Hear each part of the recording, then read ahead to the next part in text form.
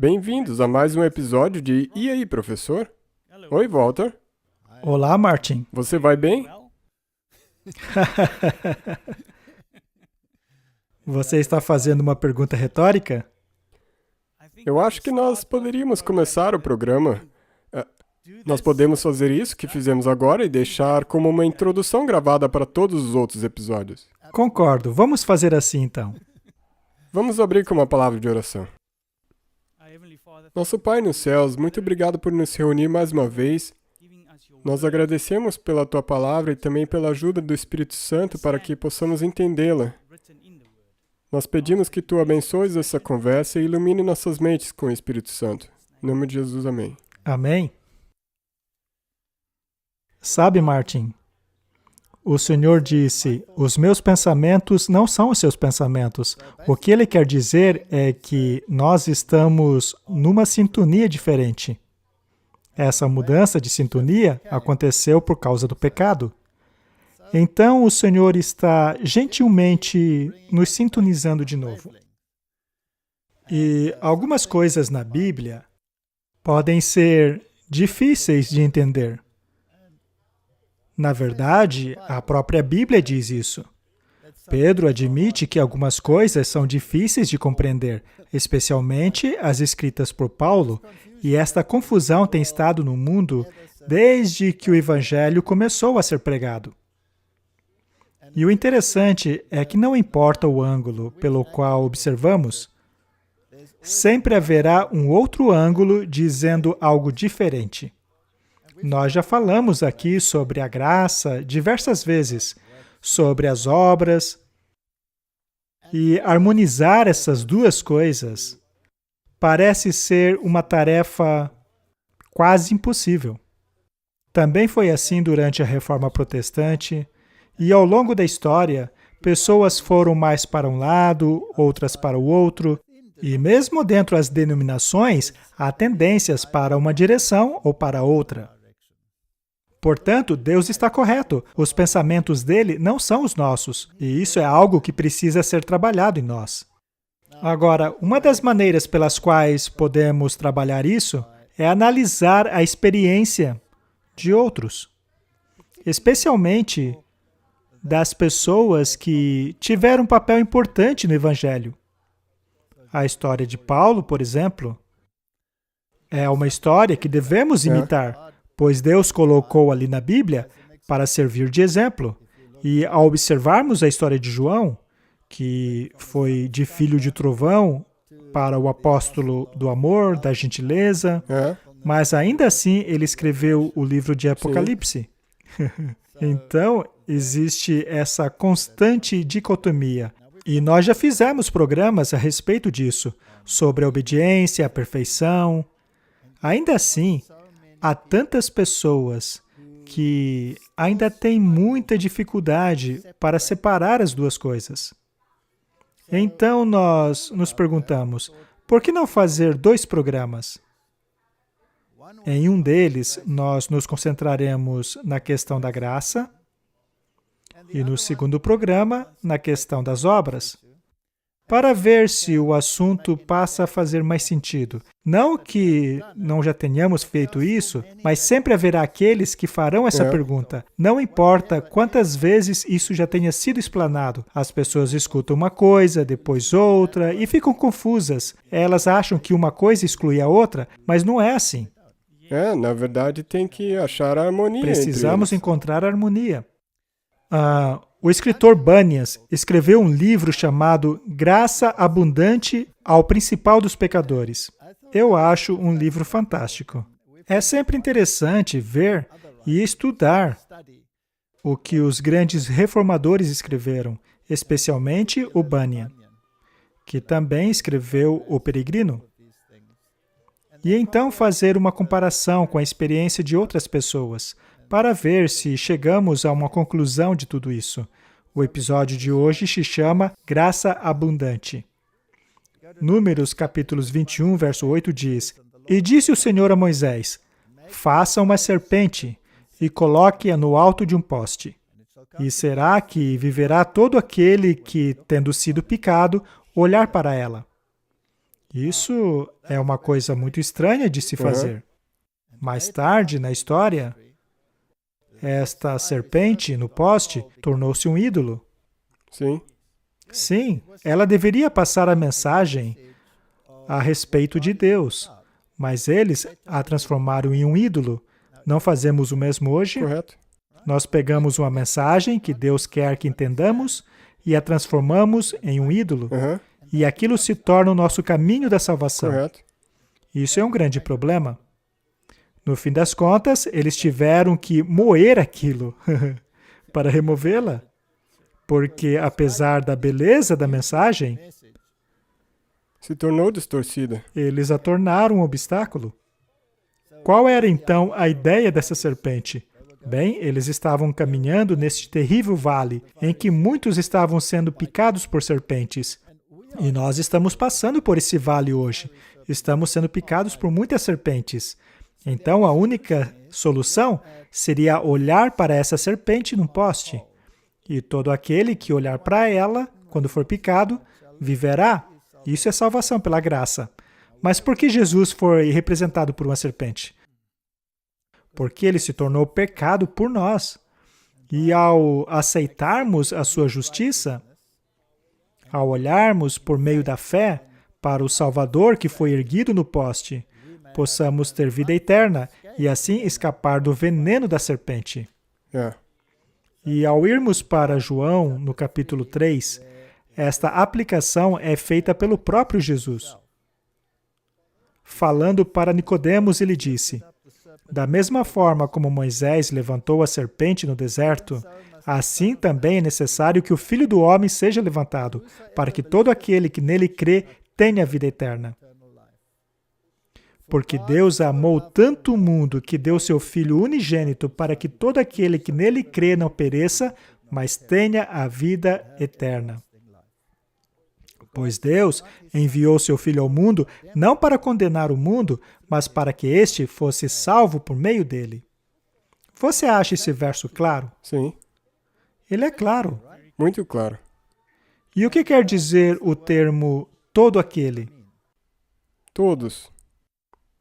Não exclui a ninguém. Será que temos pessoas e grupo de pessoas no mundo hoje que acreditam na exclusividade da salvação? Sim. Existem, Sim, certo? tem pessoas que acreditam que eles são a semente literal e por isso eles são exclusivistas e serão salvos de acordo com isso. Muito bem. Veja como até mesmo as coisas bastante claras da Bíblia, que não deixam margem alguma para dúvida. Veja bem, ele estava falando para Nicodemos, certo? Nicodemos conhecia essa história do deserto. Nós estamos no deserto. Ele conhecia o termo Filho do Homem, já que este termo foi tirado diretamente do livro de Daniel, de uma cena de juízo. Portanto, Filho do Homem é o único capaz de julgar a humanidade, porque ele se tornou homem e pecado por nós, de forma que ele entendesse ele mesmo o que estamos passando. E ele seria erguido e pendurado num poste. E a Bíblia diz claramente que todo aquele que é levantado num poste é amaldiçoado. Ele então se tornou maldição por nós. E Nicodemos sabia disso. E quando Jesus disse todo aquele, isso deve ter incomodado Nicodemos. Com certeza. Porque ele era um Ele judeu. era do Sinédrio. E era um judeu, a raça escolhida. Então, isso balançou Nicodemos. Todo aquele que nele crê não pereça, mas tenha vida eterna. Mas por que Deus faria isso? Porque Ele nos ama. Ele deu o seu Filho unigênito. Este ser único, monogênico. E aí vem a palavra todo aquele. Não pereça, mas tenha vida eterna. Deus não mandou seu Filho para condenar o mundo. Será que existem pessoas que utilizam o Evangelho como se fosse uma arma para condenar as pessoas?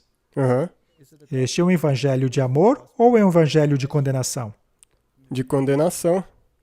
E ele é dito que o mundo seria salvo através dele. Nós já lemos esse verso. Não há nada nele que seja dúbio, incerto. Pelo contrário, é um verso muito claro. Sim. Ainda assim, veja quanta controvérsia existe sobre este verso. Existem religiões inteiras que negam que qualquer um que crê nele será salvo. E não estamos falando de uma ou duas, estamos falando de milhões. Aham. Este, então, é um importante fundamento para o Evangelho. Nós poderíamos gastar 1 hora ou até 2 apenas falando sobre esses versos. Um dos maiores livros do cristianismo é um livro escrito por John Bunyan, chamado Graça Abundante ao Principal dos Pecadores. Seria muito bom darmos uma olhada nesse livro. Vamos ver a experiência de outros para ver se compreendemos essa questão da graça. Você acha que existe algum ser humano na Terra que uma vez ou outra não acaba se preocupando com o que está vendo no mundo? Não.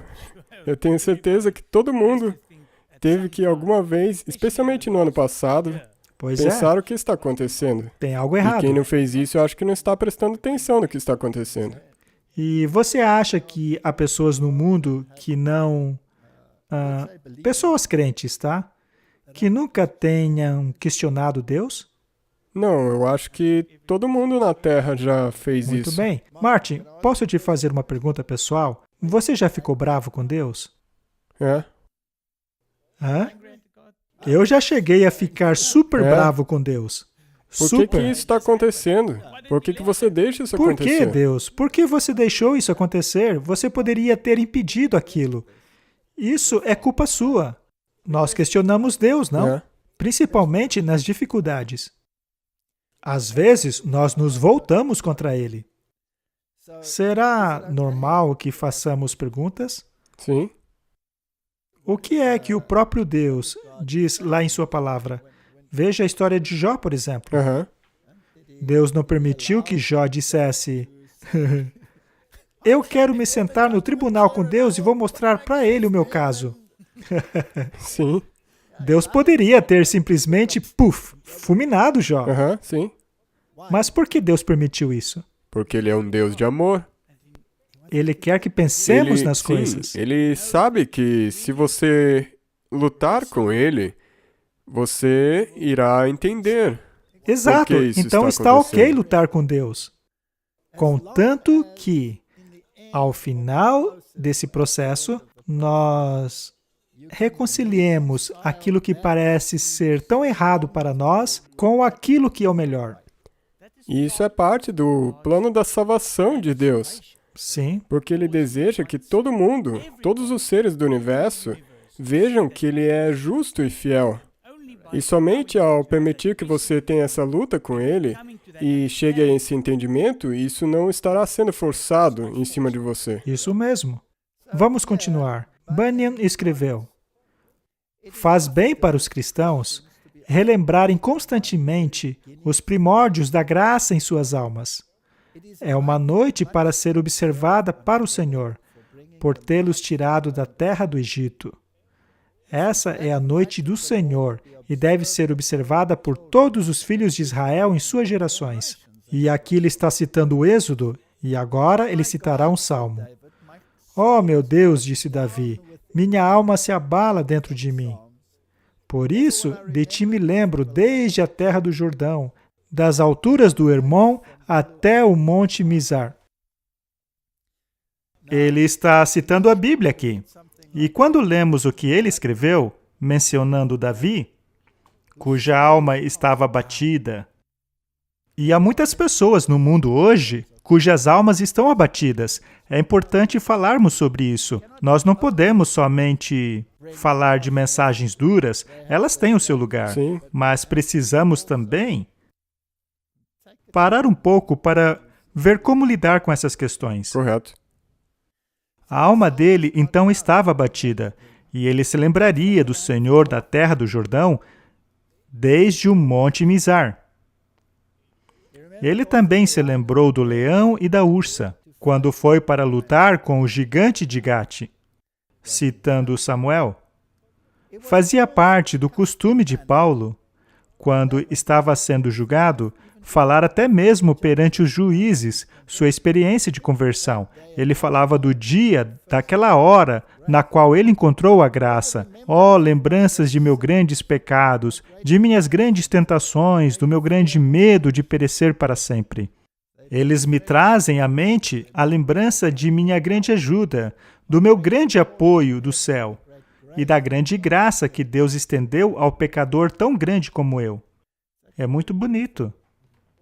Quando estamos no desespero como esse, é sempre bom tentarmos lembrar do primeiro momento que nos encontramos com a graça. Eu era uma pessoa muito brava. Brava com Deus e, de maneira geral, as pessoas sabem porque estão sentindo algo, mas eu não sabia porque eu tinha tanta raiva de Deus. E era por causa das mentiras religiosas, das falsas explicações sobre Deus. E eu me lembro da minha primeira experiência com a graça. A ideia de que eu poderia estar errado em relação a Deus me atingiu como um raio. Não é uma coisa muito fácil reconhecer que está errado. Não é legal estar errado. É isso aí. E o que é esse Monte Mizar? Onde ele está localizado? O que ele está fazendo lá no Jordão? Esta é uma referência ao tempo em que o seu próprio filho, Absalão, o tirou do trono.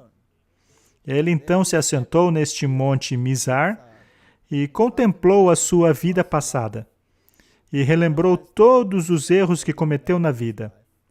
E pensou, eu mereço tudo isso, dado tudo o que fez. E ele entregou tudo a Deus. Então lá estava ele, contemplando a própria vida, num país estrangeiro. Martin, todos nós estamos no Monte Mizar, em um país estrangeiro, contemplando a bagunça em que estamos. Sim.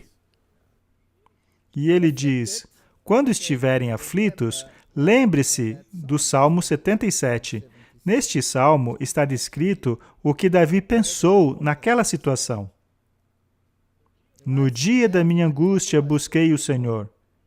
A minha mão se estendeu de noite e não cessava. A minha alma recusava ser consolada. Lembrava-me de Deus e me perturbei. Queixava-me e o meu espírito desfalecia. Esta, então, era a situação dele. Sustentastes os meus olhos acordados. Estou tão perturbado que não posso falar. Você já se sentiu assim, Martin? Sim. Considerava os dias da antiguidade, os anos dos tempos antigos. De noite me lembrei do meu cântico. Meditei em meu próprio coração, e o meu espírito esquadrinhou. Isso é muito importante. Fazer uma autoanálise. Encontrar onde está o problema. E então se perguntar a si mesmo naquele monte, enquanto estamos abandonados por todos, será que o Senhor me rejeitará para sempre? Será que a sua benignidade cessou para sempre? Será que a sua promessa acabou-se? Esqueceu-se Deus de ser misericordioso? Será que Ele encerrou as suas misericórdias em sua ira? E então, em minha enfermidade, eu digo, eu me lembrarei dos anos da destra do Altíssimo, eu me lembrarei das obras do Senhor, certamente me lembrarei das suas maravilhas da antiguidade. Este é um conselho muito bom.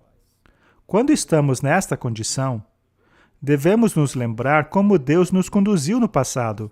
Sim. E assim confiar nesse Deus. Devemos olhar além das circunstâncias que nos encontramos. Sempre haverá alguma coisa que Deus te ajudou a passar. Sim. Então você pode se lembrar disso. Exato. E enquanto ele estava lá, sentado naquele monte Mizar, ele certamente pensou, eu mereço tudo isso. Afinal, veja os erros que cometi na vida. Em que ele está se apoiando aqui? Na graça de Deus. Apesar das circunstâncias, apesar de quão ruim esteja a situação, ele está confiando na graça de Deus. Você acha que nós também passaremos por essa experiência? Com certeza. Ou talvez já estamos passando por ela, não é? Sim. Muito bem. Meditarei também em todas as tuas obras e falarei dos teus feitos. Este é um ótimo conselho para nos livrarmos desses sentimentos e nos concentrar naquilo que é positivo. Correto. O teu caminho, Senhor, está no santuário. Temos aqui o plano da salvação. Por que é que havia todo aquele sangue lá? Para te condenar ou para te salvar? Para te salvar. Quem é grande como o nosso Deus? Tu és o Deus que fazes maravilhas. Tu fizeste notória a sua força entre os povos. Com o teu braço remiste o teu povo, os filhos de Jacó e de José. As águas te viram, ó Deus. As águas te viram e tremeram. Os abismos também se abalaram. As nuvens lançaram águas, os céus deram som, as suas flechas correram de uma para outra parte. A voz do seu trovão estava no céu, os relâmpagos iluminaram o mundo, a terra se abalou e tremeu. O teu caminho é no mar e as suas veredas nas águas grandes, os teus passos não são conhecidos. Guiaste o teu povo como rebanho pelas mãos de Moisés e Arão. Ele está exaltando e louvando a Deus. Ele está se lembrando de tudo que Deus já fez. O povo já tinha estado naquela situação. Os egípcios estavam atrás deles, o mar bem lá na frente, não tinham para onde ir. E foi isso que Deus fez. Então, quando você estiver sentado no Monte Mizar, cheio de problema, sem saber o que fazer porque Satanás está de um lado e o Mar Vermelho do outro, não é mesmo? Então, comece a pensar assim, e você poderá sair do buraco. Correto. Aqui temos mais um trecho do livro de John Bunyan. Graça abundante é o principal dos pecadores. Olhe cuidadosamente. Procure em todos os lugares onde está aquele tesouro escondido. O tesouro da sua primeira e segunda experiência com a graça de Deus. É aí que devemos ir, quando estamos nesse estado. Eu lhe digo, lembre-se da palavra que foi lhe dada pela primeira vez. Lembre-se do terror da sua consciência, do medo da morte, do inferno. Lembre-se também de suas lágrimas e orações a Deus. Sim, como você implorou pela misericórdia. Isso é interessante, Martin. No plano da salvação, o primeiro passo é o arrependimento. Não podemos ir a Deus sem nos arrependermos, mas não podemos nos arrepender sem convicção. Correto. Não é? Sim. Você tem que reconhecer que fez algo de Exato. errado. Alguém deve ter lhe convencido. Então, se os seus pais, os seus irmãos ou outras pessoas te convencerem de quão ruim você é, isso basta, não? Não. E por que não? Porque só o Espírito Santo pode te convencer. Ah, muito bem. Então, isso também é algo que acontece fora de você. Eu levei 38 anos da minha vida para perceber que algo precisava ser mudado dentro de mim, não é? Por que eu não mudei antes?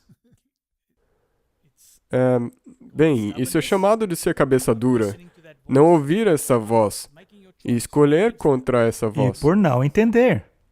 Sim, isso também pode ser. A gente demora para entender. Então, às vezes, Deus coloca a gente nessas situações difíceis para começarmos a ponderar essas coisas. Sim. Muito bem. Lembre-se também de suas lágrimas e orações a Deus, de como você suplicou por misericórdia. Você não se lembra de já ter estado no Monte Mizar? Talvez tenha sido no celeiro, ou numa estrebaria, ou em sua casa mesmo, no momento em que Deus visitou a sua alma. Lembre-se também da palavra, a palavra que Deus usou para lhe dar esperança. Se você pecou contra a luz, se você está tentado a blasfemar, se você está afogado em desespero, se acha que Deus está lutando contra você, ou se você não enxerga mais o céu, lembre-se que foi assim também com seu pai, mas o Senhor me livrou de todas essas coisas. É muito importante, portanto, contemplarmos o caminho pelo qual já andamos. Não há nada mais poderoso do que um testemunho pessoal. Isso é verdade. Talvez devemos fazer menos sermões e falar mais daquilo que o Senhor fez, ao invés de falarmos daquilo que você queria e que não aconteceu. O Salmos 42 diz: Por que estás abatida, ó minha alma? Por que te perturbas dentro de mim? Espera em Deus, pois ainda o louvarei pela salvação da sua face. É um ótimo conselho. Ó meu Deus, dentro de mim a minha alma está abatida, por isso lembro-me de ti, desde a terra do Jordão, desde os Emonitas, desde o monte Mizar. Estas experiências, então, ocorrem conosco para compreendermos as obras de Deus. É parte do processo de purificação. Se você estiver numa situação ruim, não significa que Deus te abandonou. Na verdade, é justamente na sua situação difícil que Deus está mais próximo. São nesses momentos que se ora mais. Ao olharmos esse estudo bíblico aqui, diz assim: assim como Davi se achava num país do outro lado do Rio Jordão, na direção de Hermon, em fugas de seu filho Absalão, também aconteceu quando ele estava fugindo de Saul e foi parar em Zoar, na terra de Moabe. Ele lamentou profundamente a sua condição deplorável em ambas as situações. Nas duas, ele foi banido para os países do extremo norte e sul, por onde passava o Rio Jordão. Às vezes somos perseguidos pelo norte e perseguidos pelo sul. Martin, nós devemos sempre considerar de onde nós viemos e comparar isso com onde estamos agora. Não em termos materiais, mas em termos espirituais. Considerar quando ainda estávamos longe de Deus e sequer o buscávamos, e como ainda assim Ele nos preservou e guiou apesar dos nossos pecados. Romanos 5, verso 8 diz: Mas Deus prova o seu amor para conosco, em que Cristo morreu por nós, sendo nós ainda pecadores. Devemos nos livrar dessa ideia de um Deus vingativo, que pensa apenas em te punir pelo que você faz. Este é um falso conceito de Deus.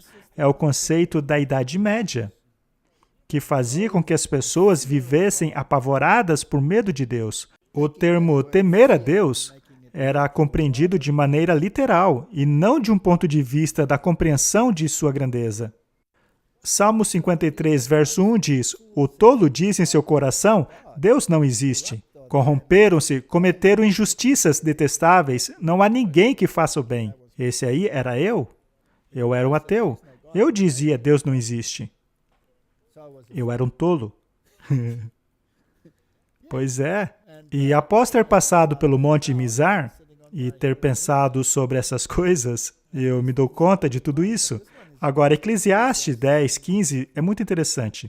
O trabalho do tolo, e eu era um tolo, o deixa tão exausto que ele nem consegue achar o caminho de casa. Há muitas pessoas no mundo, Martin, que não encontram o caminho de volta. Estamos falando do reino de Deus. Sim. O John Bunyan escreveu O Peregrino, e o livro gira em torno da jornada à cidade celestial, não é? No livro, há tantos caminhos desviando para a esquerda e para a direita, tantos demônios tentando desviar o teu caminho do correto, tentando te levar para o castelo do desespero, e todos aqueles lugares. E a vida é exatamente isso. Às vezes, alguns desses caminhos parecem ser mais fáceis ou até mais atraentes. É verdade. O atalho, vales bonitos, não esse caminho pedregoso. Mas se mantivermos nossos olhos no caminho correto, chegaremos lá. Precisamos ter um entendimento correto sobre Deus. Se a imagem de Deus na sua mente é essa imagem que Deus não tem nada melhor para fazer do que punir você, eu então o desafio a harmonizar a sua imagem com aquela da cruz. Correto. Isso é um desafio. É uma dicotomia de pensamentos. Você vai ficar louco se tentar fazer isso. A salvação está em Cristo. Precisamos lembrar quem nós somos e de onde viemos. Do contrário, poderemos nos orgulhar, após o caminho correto ter sido mostrado para nós. Somos pecadores salvos pela graça e não santos selecionados por causa da nossa justiça. Essa é a conclusão. Eu amo essa declaração de Martim Lutero. Alguns ficam doidos por causa dela, mas eu a amo. Ele diz assim, que Deus, em sua misericórdia, possa me livrar de uma igreja em que não haja nada mais além desses santos. Eu prefiro me relacionar com pessoas humildes, frágeis, doentes, que se dão conta de seus pecados, que chorem constantemente a Deus do fundo de seus corações, para obter consolo e apoio. Que Deus possa nos livrar desses santos que não têm nada melhor para fazer do que ficar condenando as pessoas pelos seus erros, de acordo com o que elas acham que é errado. Isso me lembra também daquela mesma igreja dos dias de Jesus. Sim, os fariseus. Eles, os fariseus, até mesmo os apóstolos, naquela época, eles pensavam sobre Deus da maneira que nós falamos aqui. Sim. E quando eles viram Jesus pendurado na cruz, todos os seus sonhos foram destruídos, porque eles não conseguiam ver aquele ato como um Deus de graça. Eles queriam trazer fogo do céu sobre os samaritanos, por não terem feito o que eles queriam. A nossa fé é construída somente em Jesus e em sua justiça. Devemos estar conscientes de que a perfeição está somente em Cristo, do contrário, podemos nos orgulhar. Nem apenas um que permaneceu firme na história como campeão de Cristo jamais se orgulhou de sua própria justiça. Nós não encontramos isso em nenhum lugar na Bíblia. Não encontramos no livro de Jó, não encontramos em nenhum daqueles que em Hebreus 11 foi classificado como herói da fé. Aqueles que permanecem no hall da fama da justiça. Quando lemos suas histórias, nos perguntamos, o que esse cara está fazendo? O próprio Sansão está lá, não? Quando John Knox estava no fim de sua vida, por ter tido um derrame, disse o seguinte, agora, será que John Knox entendia tudo? Não. Ele era calvinista, não era? Ele cria na predestinação? Mas, ainda assim, apesar dessas ideias, eles tinham uma conexão com Deus, pois viviam de acordo com a luz que haviam obtido. Ele era um grande pregador. Ele repreendeu reis e rainhas. Ele era um homem corajoso. E ele escreveu o seguinte, e veja, ele escreveu isso quando não conseguia mais falar. Ele não pregava mais, por causa do derrame. Ele responde a uma carta que um jesuíta havia escrito contra o protestantismo, mesmo nessa condição. Podemos pensar, puxa, coitado, ele estava no Monte Mizar dele. Com certeza. E ele escreveu assim, Senhor Jesus, receba o meu espírito, coloque um fim, de acordo com a sua vontade, a esta minha vida miserável. Parece até Jó, não? Parece também com Jeremias, amaldiçoado o dia em que nasci. Mas, continuando, porque justiça e verdade não são encontradas entre os homens. John Knox, com mente deliberada a seu Deus, seja misericordioso comigo, ó Senhor. Não coloque em seu julgamento os meus muitos pecados, principalmente aqueles dos quais o mundo não pode me acusar, ou seja, dos secretos. Mesmo agora, em minha velhice, não encontro nada em mim além de vaidade e corrupção. Deixa só eu adicionar uma coisa. O motivo pelo qual nós estamos rindo não Nos é porque... identificamos. É porque nós nos identificamos com isso. Não é porque nós estamos sendo desrespeitosos. Não, simplesmente porque nós sentimos empatia. Eu tenho certeza que todo mundo passou por isso. Você responderia a um jesuíta desse jeito? De jeito nenhum. Não. Não é mesmo? É interessante. Na verdade, isso é incrível. Pois em quietude sou negligente, no perigo impaciente, com tendência a me desesperar. Em meu estado principal, eu sou tão levado por vãs fantasias que, ó Senhor, me afastam da presença de Sua Majestade. De um lado, me assaltam o orgulho e a ambição, já do outro, a malícia e a cobiça. Por um momento, Senhor, as afeições da carne quase suprimem a operação do Seu Espírito. Você acha que as pessoas também têm essa luta? Com certeza. Sim, e ele era um homem de Deus, e ele escreveu isso no fim de sua vida. Tenho a ti como testemunha, ó Senhor, o único que conhece os segredos do coração, que o meu coração não tem prazer em nenhuma dessas coisas. Ainda assim, por elas eu sou perturbado e luto contra os desejos do meu homem interior. Eu choro por causa de minha corrupção e posso repousar apenas na tua misericórdia. Misericórdia a qual eu recorro, que prometeste a todos os pecadores penitentes, dentre os quais eu confesso ser um, na obediência e na morte do meu único Salvador, o nosso Senhor Jesus Cristo, no qual, por causa da tua graça, tenho a certeza de estar eleito para a salvação eterna. E ele acreditava na predestinação. Aham. E apesar dele mesmo, ele acreditava nisso. Você acha que ele utilizava isso como uma licença para pecar? Não, Não. com certeza Isso é não. apenas uma proclamação honesta de sua condição, não é? Eu estava afogado na ignorância, mas o Senhor me deu conhecimento acima do comum entre os meus irmãos. Usastes a minha língua para levar adiante a sua glória e assim combater a idolatria, o engano e as falsas doutrinas. Compeliste-me a falar sobre profecias, sobre a libertação dos aflitos e repreender a desobediência. Ele repreendia o pecado, Sim, mas aí ele repreende o pecado dentro dele mesmo. correto. A performance que já foi vista, não apenas por mim, mas mesmo por este mundo cego.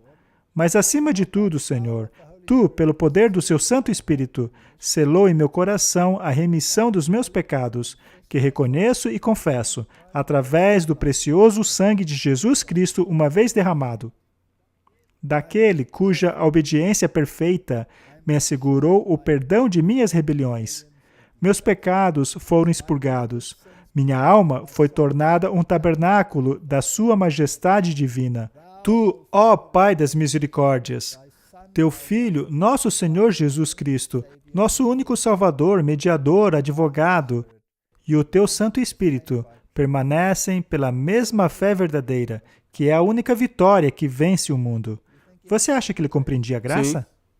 Ele entendeu a graça. Com certeza. Ele é um exemplo. Ele permaneceu inabalável. Ele passou pelo vale das serpentes e, no final, ele foi mordido por elas. Sim, estava paralisado e... Mas ele olhou para cima. Correto. Como você disse, ele não podia nem falar, por isso que escreveu isso. E você acha isso encorajador ou deprimente? Encorajador. Muito bem. Os textos abaixo causaram perplexidades em John Bunyan, já que ele se preocupava se estava eleito ou não. Ele também tinha essa visão calvinista. Ele se perguntava, estou salvo ou perdido? Nós já falamos sobre isso muitas vezes aqui. Mas eu acho fascinante como eles pensavam. Eles lutavam com muitas coisas. Romanos 9:15. Pois diz a Moisés, compadecer-me-ei de quem eu me compadecer, e terei misericórdia de quem eu tiver misericórdia. Então, o Bunyan estava tendo problemas com esse texto. Ele não sabia se Deus descartava uns e aceitava outros. É. Não é mesmo? Isso é problemático. Mas neste ponto, ele havia esquecido o termo todo aquele. Correto. Não é? Sim, sim. Continuemos em Romanos. Portanto, isso não depende do desejo do esforço humano, mas da misericórdia de Deus. Ele então pegou esses dois versos, fez um contraste entre eles e disse o seguinte, eu fiquei muito confuso. Para dizer a verdade, eu achava que era Satanás me tentando, mas vi então que era a minha própria prudência levantando a questão. Eu não sabia o que dizer ou como reagir às tentações, já que apenas os eleitos alcançam a vida eterna. Eu, sem escrúpulos, fechei o meu coração ao assunto, mas se eu fazia parte deles ou não, eis a questão. Ou seja, Banya estava se perguntando se ele estava perdido ou salvo. Você já se perguntou isso? Com certeza. Com certeza. Uma vez eu disse a um amigo meu, eu tenho certeza que estou fora do livro da vida. E eu creio que você já ouviu essa pergunta sendo feita por muitas pessoas. Com certeza. Vindo a você e dizendo, tempo todo. sabe, eu fiz isso e isso, e Deus sabe o que eu fiz, então não tem jeito que eu possa ser salvo. Pois é, se você pega a Bíblia e se concentra nesses versos, apenas você ficará deprimido. Aham. Mas ele continua.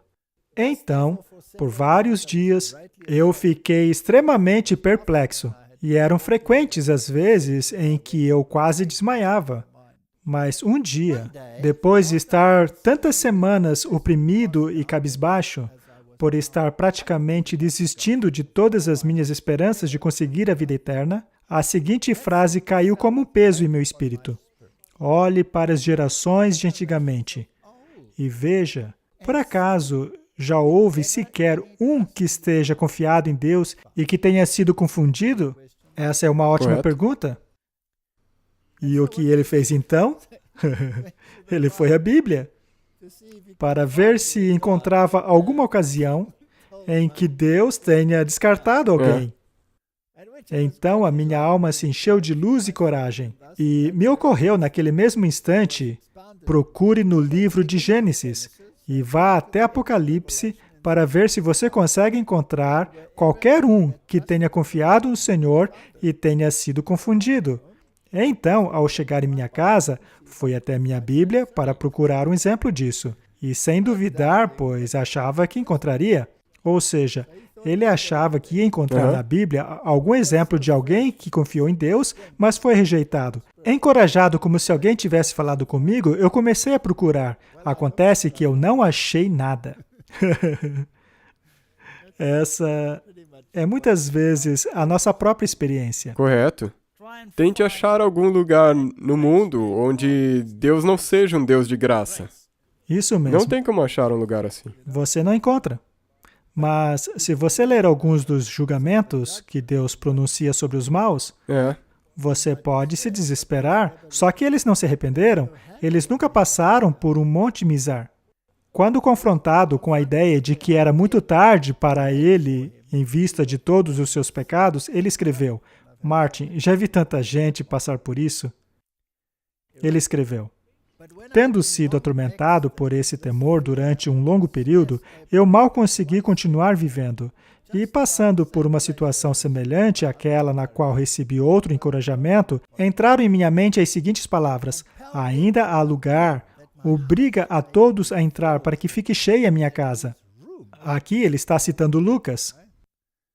Estas palavras, em especial a frase ainda há lugar, me foram agradáveis, pois pensei ter entendido, por meio delas, que havia lugar suficiente para mim no céu. Além disso, considerei que, ao dizê-las, o Senhor Jesus pensou em mim. E sabendo que viria o tempo em que eu estaria aflito, com o temor de que não havia lugar para mim em seu coração, ele as falou e deixou registradas, de modo que eu encontrasse ajuda para lutar contra essa vil tentação.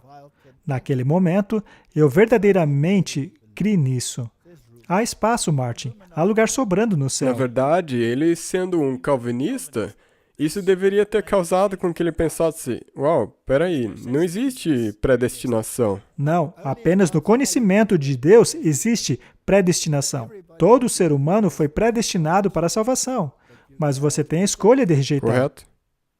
A carta de Pedro nos fala a respeito de nossa confirmação e eleição. Ou seja, sobre essa questão da predestinação, sobre a qual já falamos muitas vezes, leiamos do versos 3 a 11. Visto como o seu divino poder nos deu tudo o que diz respeito à vida e piedade, pelo conhecimento daquele que nos chamou para sua glória e virtude, pelas quais ele nos tem dado grandíssimas e preciosas promessas, para que por elas fiqueis participantes da natureza divina, havendo escapado da corrupção que pela concupiscência existe no mundo. E agora, Pedro vai fazer uma progressão muito bonita. Chamamos de a escada de Pedro. Já falamos sobre isso outras vezes. Ela começa com a fé e então a virtude. Ou seja, quando você encontra Cristo pela primeira vez, eu não consigo viver como antes. Portanto, eu vou acrescentar àquela fé a virtude, que é o bom proceder. Com certeza. E para não continuar vivendo da maneira como vivia, eu agora preciso estudar. Então, eu devo acrescentar a virtude, o conhecimento. Então, se você é um adúltero, você entenderá que não pode mais viver assim. Se eu sou um ladrão, uau, eu não posso mais roubar. E se for um mentiroso? Não posso mais mentir. Então, precisamos estudar. E quanto mais eu estudo, mais eu percebo que preciso acrescentar temperança a isso. Meu estilo de vida deve mudar. E então eu preciso aprender a paciência.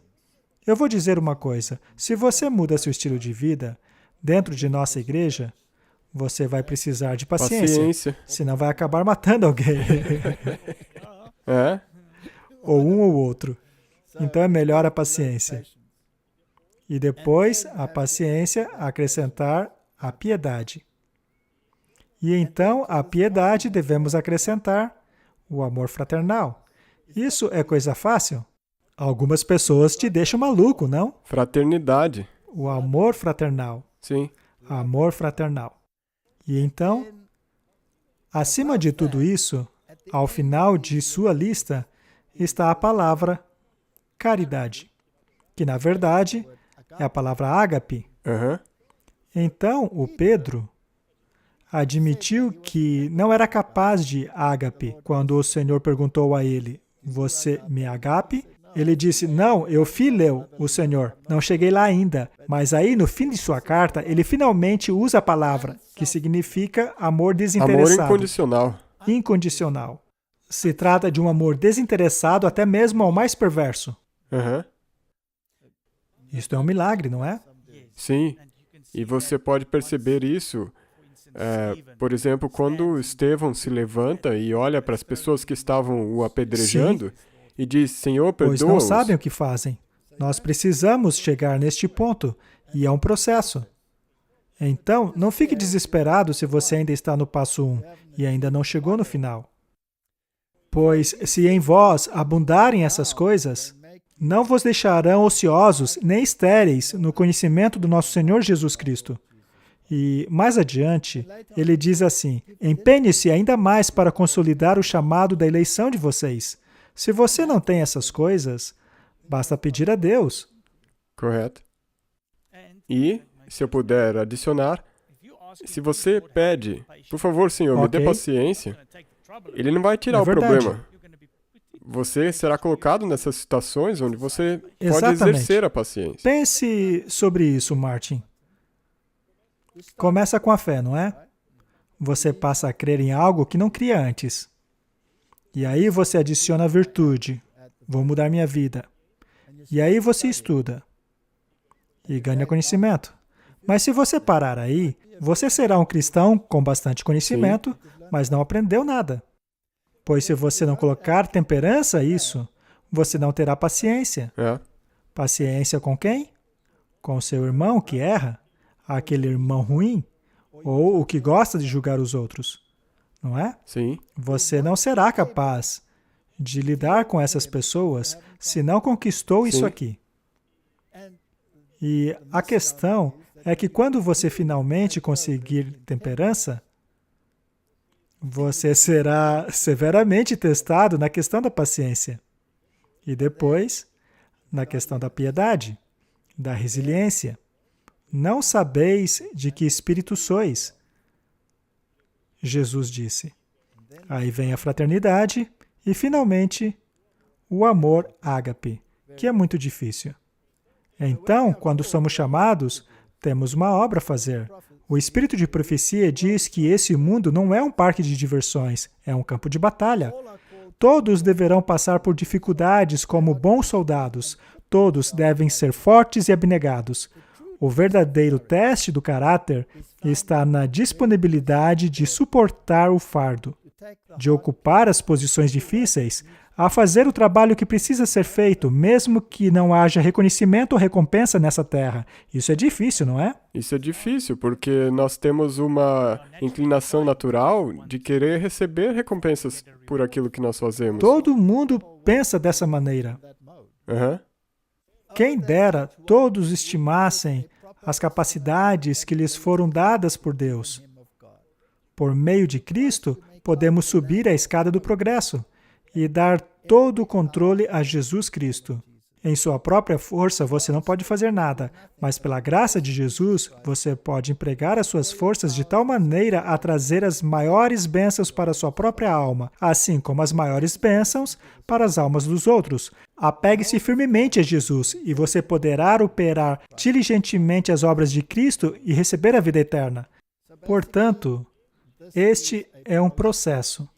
E por muitas e muitas vezes ao longo deste caminho, há oportunidade para nos desesperarmos ou para vencermos.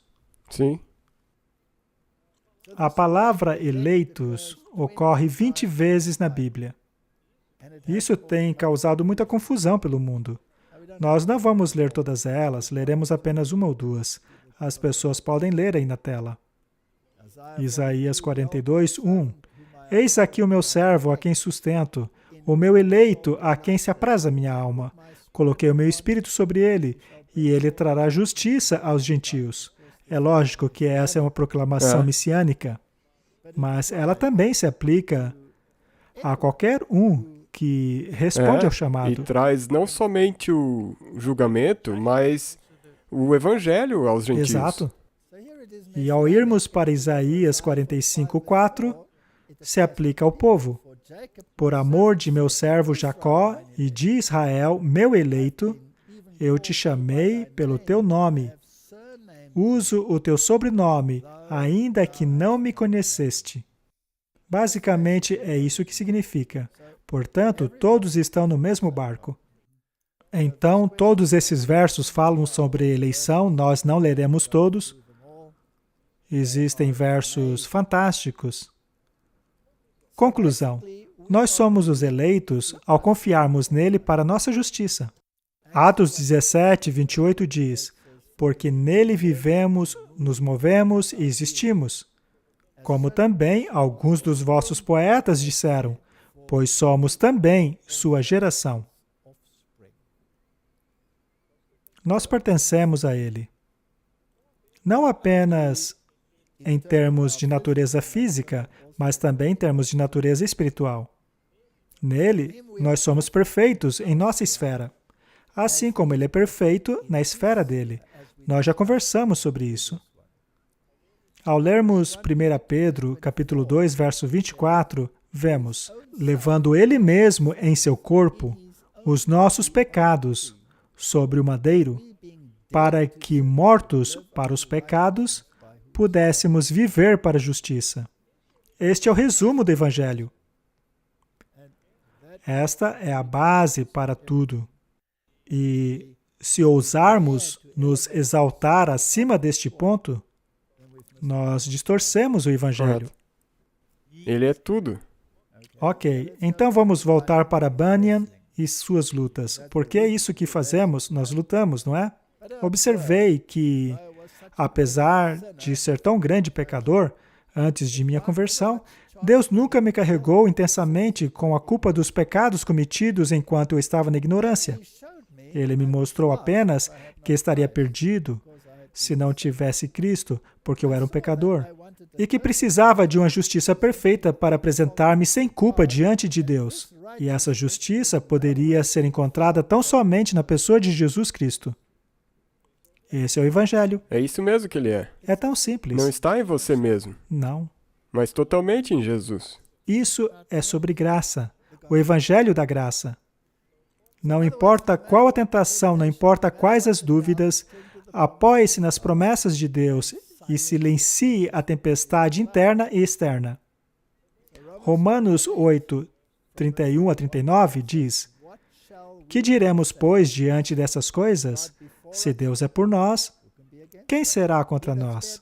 Aquele que não poupou seu próprio filho, mas o entregou por todos nós, como não nos dará juntamente com ele e de graça todas as coisas? Quem fará alguma acusação contra os eleitos de Deus? É Deus quem os justifica. Quem os condenará? Foi Cristo que morreu. E mais, que ressuscitou e está à direita de Deus, e também intercede por nós. Quem nos separará do amor de Cristo? Você viu que ele faz a pergunta e então dá a resposta? Sim, E a resposta sempre está em Cristo. correto. Será tribulação? Estamos em tribulação, Martin? Eu acho que nós já chegamos lá, Muito bem. Angústia com certeza. e perseguição. Já está começando a aparecer. Fome. Sim, Nudez, assim, espiritualmente, com certeza. perigo, Aham, espada. sim, Somos considerados como ovelhas para o matadouro. Mas em todas essas coisas somos mais que vencedores por meio daquele que nos amou. Isso é graça, Martin, é o Evangelho. O Evangelho é tão lindo porque ele nunca mente para nós. Ele nos diz exatamente o que vai acontecer. E quando acontece, a gente ainda reclama. sim, Nós deveríamos dizer, olha, está acontecendo. correto. Mas é difícil. É difícil, porque assim como o Bunyan, você fica naquela luta. Pois é. E finalmente temos aquele famoso verso: fé é a substância das coisas que se esperam e a evidência daquilo que não se vê. E não vemos mesmo, porque muitas vezes ela é obliterada, mas não significa que não esteja lá. Eu sempre uso um exemplo que, se você dirige bem atrás de um caminhão, bem perto do caminhão, você não consegue ver o que está acontecendo do lado. Você tem que E ir aí para você trás tem um que dar uma pouco olhadinha. e então você consegue ver. Se você está tão entalado nos seus problemas, às vezes, respire fundo, leia a Bíblia, dê um passo para trás Exatamente. e veja o que está Muito bem, acontecendo. Martin. Em outra ocasião, eu estava sentado perto da lareira em minha casa, contemplando a minha própria miséria, quando o Senhor me deu mais uma mensagem preciosa. Visto, pois, que os filhos têm participação comum de carne e sangue, destes também ele, igualmente, participou, para que por sua morte destruísse aquele que tem o poder da morte, a saber, o diabo, e livrasse todos que, pelo pavor da morte, estavam sujeitos à escravidão por toda a vida. Sabe, ao lermos esses escritores e o espírito de profecia e os grandes reformadores, não é lindo como eles acrescentam as escrituras Sim, a tudo o que dizem? Senti como se a glória dessas palavras viesse sobre mim com tanta força que, mais de uma vez, estive a ponto de desmaiar, tão subjugado que estava. Enquanto permanecia sentado ali, não com pesar e inquietação, mas com alegria e paz inabaláveis. Há mais um aspecto, Martin, que deixa a humanidade perplexa. E ele é o papel e centralidade de Cristo. Todas as religiões são contra isso. Todo o plano da salvação é possível apenas se Cristo é Deus. E ainda hoje, as pessoas têm um problema com isso. Em todas as religiões, e mesmo dentro do cristianismo, as pessoas não gostam dessa ideia. A salvação em Cristo é possível apenas se Ele for totalmente Deus. Não permita que ninguém te roube essa fé, ou mesmo a diminua. Não seja levado a outras direções. Ele era Deus manifestado na carne, Deus conosco. No começo era a palavra, e a palavra estava com Deus, e a palavra era Deus. Por Ele todas as coisas foram criadas. Sem Ele, nada teria sido criado. Devemos inculcar esses versos em nossa cabeça. E todo cristão se deparará com essas questões. E não era diferente com Bunyan. Aqui ele escreve: certa vez eu estava ansioso para saber se o Senhor Jesus era tanto homem quanto Deus. Lutero também teve esse problema. E no final ele disse: o Deus que não morre por mim não é meu Deus. correto. Não é? Todo cristão precisa ponderar essas coisas. E tanto Deus quanto o homem. Não importa o que os outros digam. Era verdade que naqueles dias Se uma verdade de Deus não fosse endossada pelo céu, eu não aceitaria. Eu permanecia hesitante em qualquer verdade de Deus. Bem, eu estava bastante perturbado por essa questão e não sabia como resolvê-la. Finalmente, Apocalipse 5, verso 6 veio à minha mente. Então vi, do meio do trono e dos 4 seres viventes, entre os anciãos, de pé o Cordeiro, como se houvesse sido morto. Eu pensei, no meio do trono está a divindade. No meio dos anciãos está a humanidade. Esses pensamentos brilharam diante de mim. Foram uma grande bênção e me trouxeram grande satisfação. Outra passagem que me auxiliou muito foi essa. Porque um menino nos nasceu, um filho se nos deu. O governo está sobre os seus ombros. O seu nome será maravilhoso, conselheiro, Deus forte, Pai da eternidade, príncipe da paz. No que tange a esta questão, se não compreendermos que Jesus é totalmente Deus e totalmente homem, nós perdemos a essência do Evangelho. Com certeza. E isso, Isaías deixa perfeitamente claro. Com certeza. Após meditar sobre todos os pecados do povo de Deus registrados na Bíblia, os pecados de Moisés, de Davi, Manassés, Pedro e tantos outros, ele chegou à conclusão de que Deus era certamente um Deus misericordioso. Ele então cita Salmo 130. Se tu, Senhor, observares as iniquidades, quem subsistirá? Mas contigo está o perdão, para que sejas temido. Aguarda o Senhor, a minha alma o aguarda e espero na tua palavra. A minha alma anseia pelo Senhor mais do que os guardas pela manhã, mais do que aqueles que guardam pela manhã. Espere, Israel, no Senhor, porque no Senhor há misericórdia, e nele há abundante redenção. Este é o Evangelho da graça. Sim, está no Velho Testamento. É verdade. E aí temos o outro lado. Mas vamos falar sobre ele no próximo Correto. episódio. Tem que haver esse balanço. Mas a base é essa? Se o seu fundamento não é a justificação, você perdeu o Evangelho. Com certeza. E aí ele se desespera de novo. Soa como a vida. É a vida, não? Faz bem estudarmos a experiência dos outros para que entendamos. O John Knox teve a mesma experiência.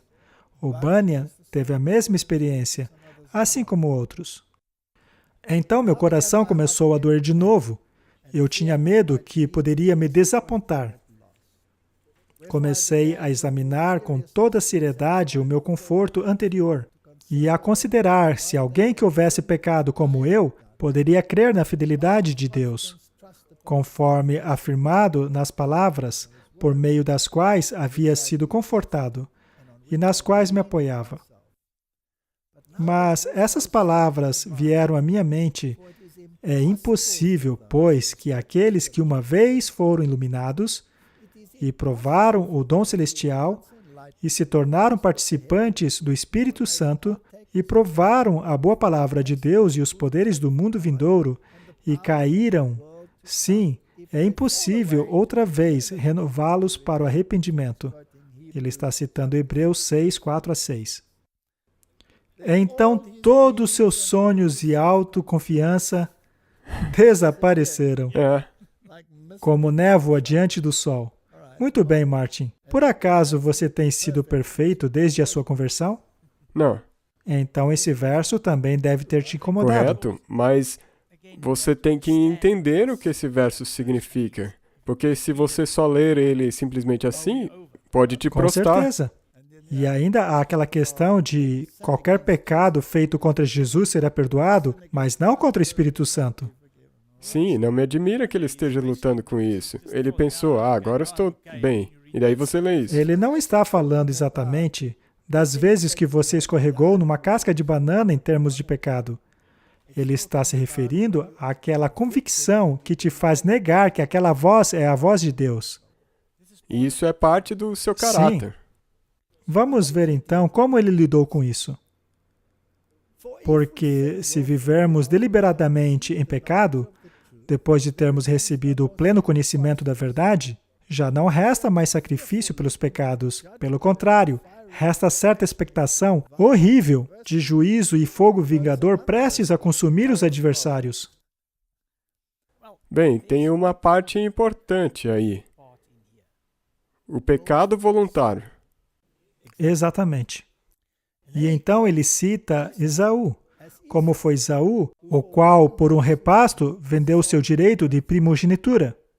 Pois sabeis como pecado, como eu tinha pecado, poderia confiar na fidelidade de Deus, como descrita naquelas palavras, que outrora haviam me confortado e sobre as quais eu me apoiava, mas agora essas palavras não saíam de minha cabeça. Pare para pensar. Esaú. A Bíblia diz que Deus odiou Esaú, mas amou Jacó. E Esaú procurou com lágrimas, mas não encontrou. Deus o rejeitou. E ao lermos isso, podemos ficar realmente desesperados. Sim. Só que Deus estava olhando para o coração de Esaú.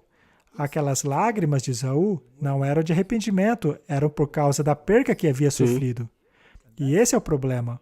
Ele lamentava pelo que havia perdido e não por causa do seu caráter. E foi o mesmo com Judas Iscariotes. Foi o mesmo com Judas e o mesmo com o rei Saul. Temos esses exemplos, então, que podem deixar as pessoas confusas. Sim, e você pode achar isso perturbador, mas você tem que ver no contexto. Quando ele cita Hebreus, que diz, porque bem sabeis que, querendo ele ainda depois herdar a bênção, foi rejeitado, pois não achou lugar de arrependimento, ainda que com lágrimas buscou. Aí parece que Deus simplesmente o rejeitou. Mas o que precisamos entender é que Deus estava olhando para o coração de Esaú. Sim, correto. E é por isso que nós temos os outros exemplos do Judas Correto? Iscariotes, onde parece que ele se arrependeu, ele veio pedir perdão e devolveu dinheiro. Mas como saber se o coração de Esaú não estava arrependido? Porque depois ele quis matar Jacó. Sim, E foi necessária uma enorme intervenção divina para que isso não acontecesse. Então havia algo de muito errado com o coração de Esaú. Depois de refletir sobre esses versos e ficar desesperado, o Bunyan colocou esse próximo verso. Segundo ele, esse verso veio à mente dele. Rejeitará o Senhor para sempre e não o tornará a ser favorável? Cessou para sempre a sua benignidade? Acabou-se a sua promessa? Esqueceu-se de ter misericórdia? Encerrou ele a sua misericórdia em sua ira? Essas são perguntas retóricas. A resposta a essas perguntas é, obviamente, não. correto. Então podemos respirar. Mas quais são as promessas de Deus? E está lá no Salmo 77. Após ter feito todas essas perguntas, então pensei, a razão da minha dor é que a mão direita do Altíssimo não age mais. Recordarei os feitos do Senhor. Recordarei os teus antigos milagres. Meditarei em todas as tuas obras e considerarei todos os teus feitos. Os teus caminhos, ó Deus, são santos. É assim que funciona, Martin. Correto. Ao invés de nos demorarmos no negativo e focarmos nas dificuldades, passe a olhar para as coisas positivas. Saia das trevas. Jó teve essa mesma experiência de luta e ele disse que, mesmo que Deus vier a me matar, ainda assim confiarei nele. E em 2 Coríntios, capítulos 12, 9, diz, mas ele me disse, minha graça é o suficiente para você, pois o meu poder se aperfeiçoa na fraqueza. Portanto, eu me gloriarei ainda mais alegremente em minhas fraquezas, para que o poder de Cristo repouse em mim. Hebreus 13, 5. Sejam vossos costumes sem avareza, contentando-vos com o que tendes, porque ele disse, não te deixarei, nem te desampararei.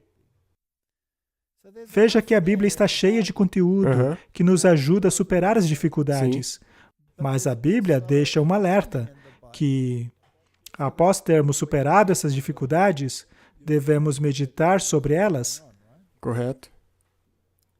Hebreus 13:6. Podemos, pois, dizer com confiança: o Senhor é o meu ajudador, não temerei. O que me podem fazer os homens? Precisamos desse equilíbrio. O'Banion continua: eu ainda tinha a consciência um tanto ferida e temia que nem tudo estivesse bem quando, um dia, enquanto andava pelo campo, as seguintes palavras subitamente adentraram minha alma: a sua justiça está no céu. Além disso, pensei ter visto, com os olhos de minha alma, Jesus Cristo à destra de Deus. Minha justiça estava no céu. De modo que onde quer que eu estivesse, ou independentemente do que eu fizesse, Deus não poderia dizer a respeito de mim: ele necessita da minha justiça, pois a minha justiça estava lá, bem diante dele. Sim. Ele se referia a Jesus. Além disso, vi que não era o meu bom estado de coração que faria a minha justiça ser melhor, nem meu estado precário que tornaria pior a minha justiça. Uma vez que minha justiça era o próprio Jesus Cristo, que é o mesmo ontem, hoje e para sempre. Agora, as correntes finalmente caíram de minhas pernas. Fui liberto de minhas aflições e grilhões. As tentações fugiam, de forma que, neste tempo, aqueles apavorantes versículos pararam de me quietar. Você sabe que Lutero teve a mesma experiência. Sim. Eu fui para casa rejubilando na graça e no amor de Deus. E quando cheguei, tentei encontrar aquele versículo que dizia: sua justiça está no céu. Mas eu não encontrei. Meu coração começou a desanimar novamente. As únicas palavras que conseguia me lembrar eram as de 1 Coríntios capítulo 1:30. Em Cristo Jesus, o qual se tornou da parte de Deus sabedoria, justiça e santificação e redenção. Por este versículo, eu vi que aquele pensamento era verdadeiro. Efésios 5:30, pois somos membros de seu corpo, carne e ossos. Hebreus 4:16, cheguemos, pois, com confiança ao trono da graça, para que possamos alcançar misericórdia e acharmos graça. Isto, portanto, é a graça. Ao contemplarmos a palavra de Deus e contemplarmos as obras de Deus para nos salvar e nos concentrarmos em sua misericórdia, assim como Bunyan, também podemos sair do poço do desespero. A principal coisa deste desespero é você tem que perceber que Deus não te salvará nos seus pecados. Não. Ele te dá poder para que você saia Exato. deles. E é Ele que faz isso. Sim. Ele não te condena ali. Ele quer que você saia disso. E Ele te concede graça para que Exato. você saia. Ele então passa a contemplar outras coisas da Bíblia. Eu deveria pensar em Esther, diz ele, que, contrariando a lei, foi fazer a petição ao rei. Pensei também nos servos de Ben-Hadad, que foram até os seus inimigos com cordas no pescoço, pedindo por misericórdia. Também pensei na mulher de Canaã, que não esmoreceu apesar de ter sido chamada de cachorro por Cristo. Por que Jesus comparou aquela mulher a um cachorro? Ele disse: não é certo dar essa comida aos cachorros. Mas ela não era um cachorro. Bem, de acordo com as Escrituras, os descrentes são cães. Ok. Do lado de fora estão os cães, correto? Jesus aqui fazia menção a esta citação. E o cachorro é um animal impuro. E então ela diz: sim, mas até os cachorrinhos comem das migalhas que caem da mesa. Jesus falou assim por causa dos discípulos, que tinham esse preconceito. E ele quebrou esse preconceito. Continuando, do homem que foi pedir pão à meia-noite, estes exemplos me encorajaram. Ele foi pedir pão emprestado, e o vizinho disse: vá embora, eu estou dormindo. Os meus filhos também estão dormindo, saia daqui. E ele insistiu, e insistiu, e insistiu, e finalmente o vizinho disse: ok, eu vou ajudar esse cara para ele sair daqui e parar de me perturbar. Algumas pessoas me perguntam: por que Deus age assim? Mas elas não entendem que esta é uma parábola de contraste. Se um homem injusto, de natureza caída, é capaz de se levantar e dar um pão, então, quanto mais Deus, Sim. que não tem uma natureza caída, É por isso que você pode trazer essa parábola ao texto, que ainda que uma mãe esquecesse do seu filho, correto? É isso mesmo. quanto mais... Então, é possível se pegar esses versos e distorcer o caráter de Deus. Finalmente, a conclusão de Bunyan foi: tendes chegado ao Monte Sião e à cidade do Deus vivo, a Jerusalém celestial, às incontáveis hostes de anjos e a universal assembleia e a igreja dos primogênitos aceitos no céu, e a Deus, o juiz de todos, e aos espíritos dos justos aperfeiçoados, e a Jesus, o mediador da nova aliança, e ao sangue da aspersão, que fala coisas superiores, o que fala o próprio Abel. O Senhor me levou, através desta passagem, várias vezes, primeiro a esta palavra e depois àquela, e me mostrou a maravilhosa glória de cada um destes versículos. Desde então, essas palavras têm com frequência reconfortado o meu espírito.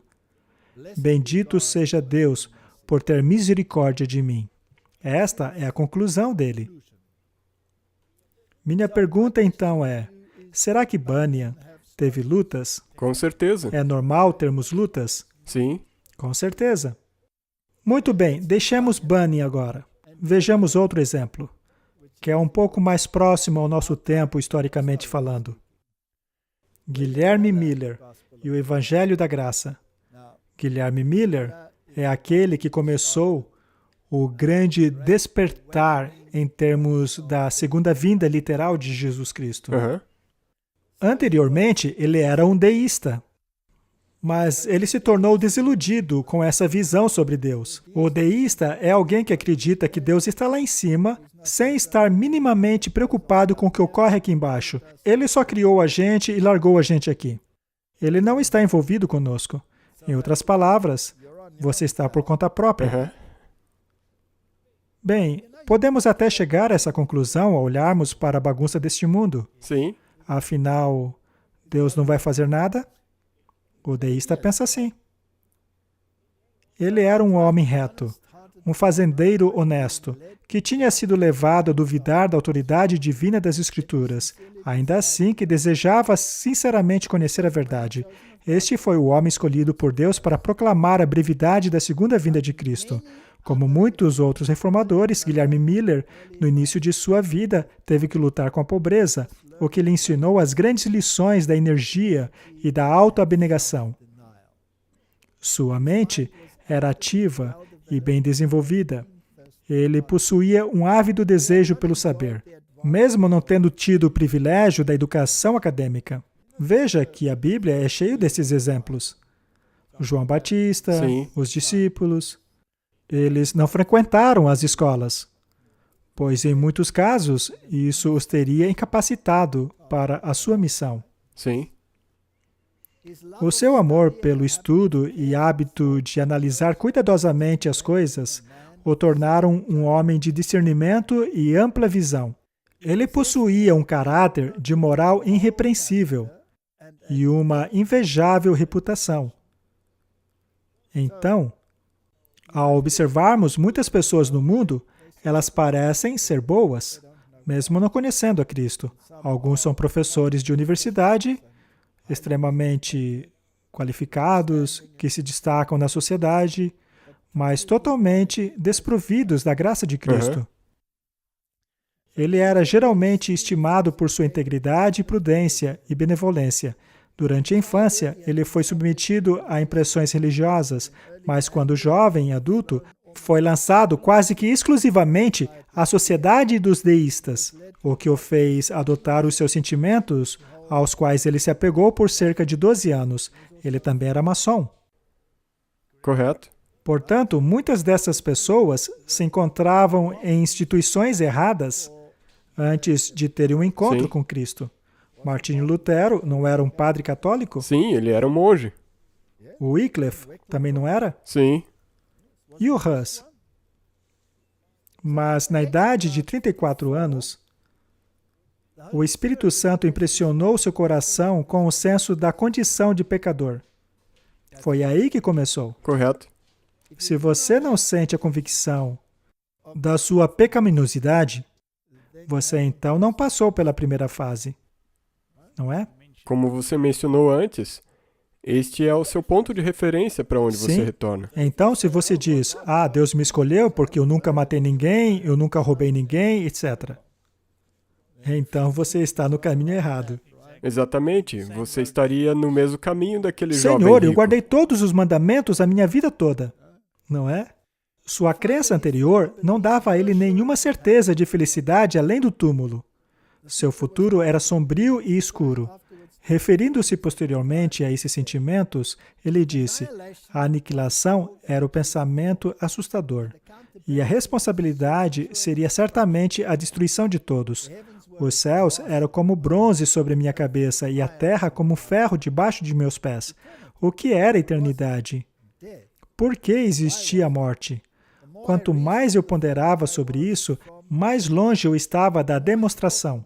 Quanto mais eu pensava, mais dispersas estavam as minhas conclusões. Eu tentei parar de pensar nisso, mas os meus pensamentos eram incontroláveis. Eu me sentia miserável, mas não sabia o porquê. Eu murmurava e reclamava, mas nem sabia de quem. Eu sabia que havia algo errado, mas não sabia onde ou como encontrar o correto. Eu murmurava sem nenhuma esperança. Muitas pessoas são assim. E ele continuou nessa situação por alguns meses. De repente, diz ele, o caráter de um Salvador foi vividamente impresso em minha mente. Parecia que havia um ser tão bom e tão compassivo que ele mesmo se deu por nossas transgressões. E assim, nos salvou do sofrimento e penalidade do pecado. Imediatamente eu pensei, quão adorável seria este ser? E me imaginei me lançando em seus braços e confiando em suas misericórdias. Mas surgiu a pergunta, como provar que este ser existiu de fato? Além da Bíblia, eu não encontrava evidência alguma da existência de tal Salvador, ou mesmo a evidência de um estado futuro. Eu vi que realmente a Bíblia trazia a visão a esse Salvador que eu precisava, e me deixava perplexo o fato de um livro não inspirado apresentar princípios tão perfeitamente adaptados às necessidades de um mundo caído. Fui forçado a admitir que as Escrituras devem ser a revelação de Deus. Elas se tornaram o meu deleite. Em Jesus, eu achei um amigo. O Salvador tornou-se o ser mais importante em minha vida. E as Escrituras, que anteriormente eram contraditórias para mim, agora tornaram-se lâmpadas para os meus pés e luz para o meu caminho. Minha mente tornou-se satisfeita. Basicamente, é isso que acontece a toda pessoa convertida. Sim. Se lermos as Escrituras com o objetivo de achar problemas, você achará problemas. Sim. Mas se lermos as Escrituras para acharmos o Salvador, você vai achar um Salvador. E então os erros vão desaparecer. Elas desaparecerão. As supostas contradições desaparecerão. A Bíblia foi escrita de maneira impressionante. Não existe um livro como este. Não. Não comparável com nenhuma coisa. Não, é um livro único. Como ele disse, ele estava procurando fora da Bíblia por um Salvador. Sim, e ainda que você não seja um pensador profundo, se você simplesmente ler a Bíblia, ainda assim você encontrará tudo de que precisa, naquelas histórias simples e parábolas simples. Mas se você busca desafios, você também será consegue. desafiado além da sua capacidade. Correto. Todo mundo. A Bíblia tornou-se o meu objeto de estudo principal. Eu a lia com um grande deleite e descobri que ela nunca me fora explicada direito. Isso foi É um um eufemismo. eufemismo.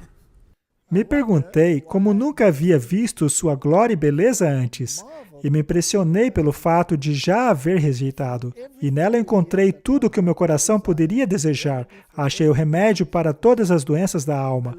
Eu perdi o gosto pela leitura de qualquer outra coisa. Me dedicava totalmente à sabedoria de Deus. Isto é a verdadeira conversão. Correto. Romanos 3:24 diz, sendo justificado gratuitamente pela sua graça, por meio da redenção que há em Cristo Jesus, cada um desses reformadores encontraram essa mesma solução para os seus problemas. 2 Timóteos 1:9, que nos salvou e nos chamou com santa invocação, não em virtude das nossas obras, mas por causa da sua própria determinação e graça. Esta graça que nos foi dada em Cristo Jesus desde os tempos eternos. Essa é a solução, é o Evangelho da Graça. E Tiago nos diz, e tudo isso começa com confissão. Confessai as vossas culpas uns aos outros e orai uns pelos outros para que sareis. A oração feita por um justo pode muito em seus efeitos. Elias era um homem sujeito às mesmas paixões que nós, e orando, pediu que não chovesse, e por 3 anos e 6 meses não choveu sobre a terra. E orou outra vez, e o céu deu chuva, e a terra produziu seu fruto. Irmãos, se algum dentre vós se tem desviado da verdade, e alguém o converter, saiba que quem converte o pecador do erro do seu caminho, salvará a vida dessa pessoa e fará com que muitíssimos pecados sejam perdoados. Sabe, Martin, esse verso teve um papel muito importante em minha vida. Uma porção bem simples dele, onde é dito que não choveu sobre a terra pelo tempo de 3 anos e 6 meses. Quando lemos essa história no Antigo Testamento, diz apenas 3 anos. Não diz 3 anos e 6 meses. E quando se estuda as profecias e queremos traçar os paralelos, vemos que o período de tempo profético, a chuva espiritual, eram 3 anos e meio. E me intrigava o fato de o Antigo Testamento não ter aplicado o tipo ao antítipo, porque ele dizia apenas 3 anos. E então vi que o livro de Tiago diz 3 anos e meio, o que não é mencionado no Antigo Testamento. E pum! O tipo encontra o antítipo. E me certifiquei de que este livro é divinamente inspirado. Uma coisa simples como essa me deixou de boca aberta. Isso é maravilhoso. Bunyan escreveu, estas palavras, aquele que converte o pecador do erro do seu caminho terá salvo uma alma da morte. O fruto da justiça é uma árvore de vida, e aquele que ganha uma alma é sábio, citando Provérbios. E ele continua citando outros versos, aquele que for sábio brilhará como o brilho do firmamento, e aquele que converter muitos à justiça, como a estrela da eternidade. Ou seja, precisamos ser evangelistas. Esse fogo precisa se espalhar. Não podemos simplesmente guardá-lo. Martin, quando você foi à sua família após descobrir essas coisas, você ficou quietinho, não falou nada, né? Não. Eu falei. E todo mundo aceitou com grande alegria, certo? Houveram baldes de água sendo jogados em direção ao fogo. Muito bem. O que é a nossa esperança, alegria e regozijo? Não estão vocês na presença do nosso Senhor Jesus Cristo em sua vinda? Vocês são a nossa glória e alegria. Ao levarmos almas a Cristo, ou levá-las a esta água viva, esta é a maior alegria que podemos ter, mas não é fácil. Tessalonicenses diz, estes, eu digo, assim como outros de semelhante natureza, têm sido grande alegria para mim. Eventualmente, alguém acaba aceitando a verdade, e isto traz muita alegria. Romanos 15:20, sempre fiz questão de pregar o Evangelho onde Cristo ainda não era conhecido, de forma que não tivesse edificado sobre o alicerce de outro, mas antes, como está escrito, hão de vê-lo aqueles que não tinham ouvido falar dele, e o entenderão aqueles que não o haviam escutado. Eu não sei se isso aconteceu na sua vida, mas, às vezes, aqueles que você acha que vão entender, não entendem. E aqueles que você acha que nunca vão entender, entendem. Não é estranho? É por isso que nós nunca devemos tentar julgar o caráter de alguém. Sim, isso não cabe a nós. Não. Esta, portanto, foi a conclusão dele. E eu devo dizer que também tem sido a minha. Ele diz, em minha pregação, tenho realmente sofrido e trabalhado muito, a fim de trazer filhos para Deus. Também não me satisfazia antes que algum fruto aparecesse em meu trabalho. Se eu fosse infrutífero, não importava que me elogiassem, mas se eu fosse frutífero, não me importava que me condenasse. Não é interessante? Sim. A Bíblia diz, pelos frutos vos conhecereis. Então, se o seu trabalho rende frutos, por que você deveria se preocupar com a condenação dos outros? Eles podem te chamar de todos os tipos de nome, chamá-lo de conspirador, escrever artigos em revistas. Quem liga para isso? Contanto que haja almas abraçando Cristo. Ele também sentia isso. Eu pensava nessas palavras. Herança do Senhor são os filhos. O fruto do ventre, o seu galardão. Como flecha nas mãos do guerreiro, assim são os filhos da mocidade. Feliz o homem que enche deles a sua aljava. Não será envergonhado quando pleitear com os inimigos à porta. Aqui ele está citando uns salmos. Vamos nos esforçar, Martin, para encher a aljava do Senhor de flechas. Finalmente, concluindo, Martin, John Bunyan diz que estes são os passos da caminhada com Deus. Primeiro, eu devo sentir a abominação de mim mesmo. Não posso confiar em meu próprio coração. Este é o segundo passo. E aqui eu tenho que dizer algo. Isso aí está em direta oposição à Disney, que sempre diz para você seguir o seu coração. Exatamente, é justamente o oposto. Preciso me convencer da insuficiência de qualquer justiça que haja em mim. Não existe justiça dentro de nós. Estar convicto da necessidade de correr a Jesus.